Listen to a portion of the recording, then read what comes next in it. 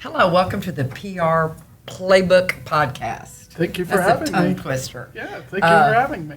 I'm glad to have you here, Fulton Davenport, CEO of PWL Studio, and my longtime strategic partner for the past 30 years. Long time. We've grown in this business together, We've seen a lot of changes. and it has changed so much. And I'm so thankful for our friendship and for our partnership. Yes. Today, I want to talk about digital marketing, meaning SEO, lead connector, lead generation, things that you know, that you've seen over the past 10, 15, whatever years that has made PR and marketing so important to any brand. Yeah. So I'm just going to kind of ask you a question. Tell us about your background, and then I want to lead into what you've learned over the past few years. So my background is pretty simple. I went to art school. And so in going to art school, all the cool kids were the graphic design students. And so I spent a lot of time kind of hanging out with the graphic design students. And one of the first things, I was studying photography. And so one of the first things that I learned was the power of images in graphic design and in marketing. And even though that I was doing all my photography strictly on the art side, one of my first sort of introduction classes into it was a studio photography where we had to do photography for commercials. You know, in those sort of days, everything were print ads. Mm-hmm. And the photo was so important because it went into a magazine which got printed. So we used big view cameras, you know, the ones that you get under, and the quality of the image, the quality of that was so important because it was printed and it had to look good. So the first thing, you know, we all learned was lighting and composition and all those sort of things to make products look good. So from those days, many years ago, how has it changed the technology and basically what you have to do now to make an image look good? And why is digital imagery what we use now and Sure. not the other kind, the film? I think this is a big important point with what's going on now and the importance of what we do and our services that we provide for our customers. The invention of cell phones, cell phone cameras, and laptop computers, everybody and their mother's brother thinks that they can take quality images because they have the tools. I can make beautiful images with my cell phone. It's amazing. But a lot of people that run businesses think, I have a cell phone, I have a computer, I can do it. But what they don't get is all of the other things that go into making quality images or quality production. And I think the problem with what has happened with images and marketing and the quality of things, it has dropped off because of that one point. They can do it themselves, true. And it's an expense that they immediately cut because they're like, I can do it. So I'm always trying to argue or trying to deliver value on the point of there are so many images out there. Our eyes are all over the place. You cannot drive down the street without, now in Houston we have these digital billboards that are roughly 6 feet tall every 4 or 5 blocks. Each one of those has an ad on it. Each one of those, they're trying to enter in somebody's email and phone number. That, you know, you get a selfie, but they're gonna make you watch these ads first. Right. So quality of images is everywhere, but you have to compete. So when you walk even Times Square these days, true, there's a lot more billboards, but the images have gotten more bold, more controversial, all these sort of things, all to try to capture your attention, to pay attention to that image. So that leads me to another question that has to do with marketing, and actually it's digital marketing, is the importance of a website and the SEO behind it. Because I know you've told me before you can build something to look pretty, but it might not work for you. Yeah. So kind of explain how what you do and what we want to offer our clients can work for them to gain business and build their brand. Yeah, and I think this is kind of to the camera argument too, and it's a very valid point that anybody with some sort of skill can get a domain name, there are all sorts of Wix, all these sort of software platforms that you could put up a website within hours. There's no doubt about it. You can do it. But my argument or my point is that an asset then for your business? Because we can go, and I'll relate it to something that anybody can, when you go and you build a house, right?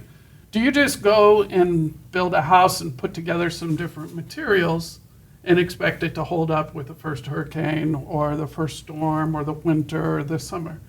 No, we go through a whole process of planning, of hiring experts in those areas, getting it designed and built, getting those plans approved, and then sourcing the different materials and then building it, the actual execution.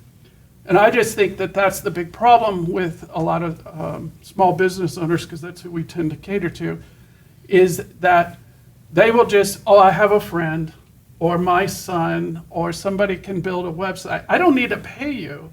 And they go and they build a website, and they think it's just like a fine home, but it's not. Mm-hmm. They didn't consider all the tools on what our behavior is on the web.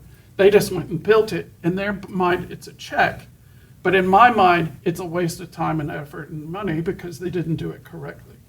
Well, I've noticed that just with my business, how you have grown our ranking in Google because of what you do on the back end that people don't see. They don't see it. They don't understand it. How does that work? And what is the process you have to go through to get to that point? Because when somebody Googles PR firms in Houston, we come up right. like 1, 2, or 3. Yeah. So let's go back to the phone and what has happened. You know, you can capture those cameras, those images with your phone, and then you can search on your phone, hey Siri, find me a restaurant near me. Hey Siri, I need a plumber. Mm-hmm. Hey Siri, I've got everybody's Siri is going off. So this behavior doesn't happen with images. Remember we started off with images. Everybody thinks that image is let's take the website as an image. It's got pretty pictures on it. And we always have this conversation, especially with like design firms or architectural firms or things where it's image-based. And they'll have 20 photos, but they have no content. And they wonder why their website is not found or they don't have any traffic. The web doesn't read images. The web only reads text. So what you have to do in designing and building a website these days is to figure out what the scope is. What's the goal of that website? Is that just a brochure, a validation? If so, you're going to go at it different. But if you want it as in the old days of where we do a print ad or we might have a listing in the yellow pages. So those are the things that we need to know up front. And then we design and build a website based off of a structure, based off of what we call keywords. So when someone searches a term or a service, that they show up. Okay, that's good. And I think I noticed that with when we were writing the copy for our website, let's say, we would use a lot of the words over and over again. And we thought, oh man, that sounds silly. But what it really does is it uses those keywords that you've told me. These are the keywords you need to use in your copy. Mm-hmm. So, I mean, I'd like for us to, any client needs those kind of keywords. I mean, if you're a restaurant, you might need keywords like steaks or grill or restaurant, use that word over and over again, or luxury dining establishment, things like that. And I think people, don't understand that that needs to be on every page and every section. Am I right? Yes and no. Every page is different because every page we have we're getting into technical SEO, which is one of the first things that we'll fix when we're going in, is you have a technical, what the URL is on that page. That needs to be a keyword. That's the Explain what that means. The URL, let's say that we have restaurant 101, okay? And Restaurant 101 wants to promote their happy hour. So happy hour is the keyword. Okay. So we would want to build a page around happy hour. So we would make sure that that keyword is in that URL. Then we use titles and descriptions and what we call those shoulder keywords. So if I'm talking about Tesla, what are the other words that kind of come to mind about Tesla? So you might have a Powerwall battery, you might have the different models of the car. Electric car. Electric car. I might have Elon Musk. I might have all these shoulder keywords that relate to Tesla. So you want to build a page with content that relates to happy hour. So is it when you say the URL for a website, my URL is thePRBoutique.com. Correct. You would have thePRBoutique.com/services. Right. Or thePRBoutique.com/team. Correct. Or PRBoutique.com/clients. Correct. So Well, let's take the services one because the team and the clients That may doesn't not really know get you, that's not yeah. going to get you business, but services, yes. So we would go PRBoutique/services/media relations. Okay, got And it. then we would want to make sure that we have technically set up meta tags, H1, H2, H3. Those are the header keywords Right. that relate to that page. So when someone's on their phone or searching for that service, you have a chance to show up. Because they Okay. can't find you by images. Right. They can only find you by the words that they enter into the browser. Yeah, and I see that mistakes made, because you've trained me, that if you put, like say you're a restaurant, and you put your menu on the website as a PDF, that's an image, that's not text. It's a waste of time. Okay, so those You are would kind want to have that as a download because everybody needs that. Yeah, yeah. But you're not going to get found. So you would put like your menu in the text and then say, to download menu, click, okay. So those are kind of tools and tricks that we want to give tell our customers they need. And then the other thing that you do so well is this, I guess it's called listing management, or when you locator, kind of explain that, because that to I me think is this also is a another one. super, I call it the bang for the buck. In the web, the way that we have validity, meaning that there are algorithms, I'm going to use terms because it is technical, but there are algorithms that Google writes to celebrate businesses that play by the rules. So if you are following the rules and you're producing content the way that Google wants, they will push you up in the algorithm because you are doing things right. If you try to short the system or do what we call black hat, you try to purchase list, you try to keyword stuff, you don't use the proper URL structure, you don't use H1, H2, H3 tags or anything like that on your page. H1, is that header? The headers, Okay. yeah. So you want to have your main title header, then you want to have a subheader that supports that, and then a sub that supports those other things. So you go back to grade school and creating the outline. That's how, I have a 17-year-old boy, and so he's very good, far better than I was in school, and he always starts with an outline. Think of the website that sort of way. I got it. You want to break it down to an outline. A lot of times people will want to come at us with all this design stuff. And we have learned through the years, that's great, but we're not going to allow it because you have to get the structure down first. So what local citation does, we have a set fee. We can get you listed in a citation is your name, your phone number, your address, your hours of operation, your logo, maybe a short little description about that. And there are, hundreds of citation services out there. A citation service is like Yellow Pages, is like In Town, is like Is Facebook. OpenTable considered a citation? It is. Or It is Yelp or these- any of those? Yelp is a big, huge citation. Google My Business is a citation. A lot of the Travelocity sites, all those sort of things. Uber is a citation. You want to make sure, think of it in this sort of way with the plumbing and the algorithm. If you have your logo different on all these places, if you have your name described different in all these places, if you have your hours of operation different, if you have the phone number, you might have dashes, you might have brackets, you might have dots. If you have all those sort of things different, the way Google looks at it is, you're making it hard for me to celebrate your business because it doesn't all line up. And they're going to go to the next business that does have it lined up. So you have to be consistent in all your listings. You do. And no matter what it is, if it's a dash, a period, or a bracket, they need to be the same in every one. And then the most important thing is that that is a valid citation that has a link back to your website.